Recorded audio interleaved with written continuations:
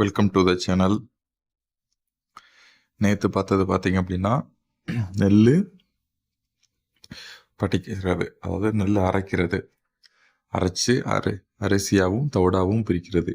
இன்னைக்கு அந்த அரிசியை கல்லரிசி அல்லது குருணை பொடி குருணை பிரிக்கிறது. இதுதான் அந்த மிஷினோடது. பாருங்க.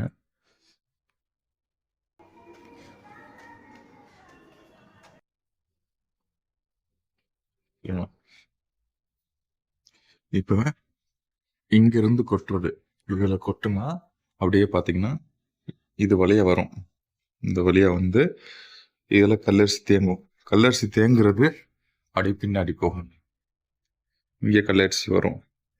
இந்த மாதிரி பக்கெட் வச்சு இதில் கல்லரிசி விழுந்துடும். சரிங்களா? அப்படியே பார்த்தீங்கன்னா அது வந்து இதில் அது வரும்.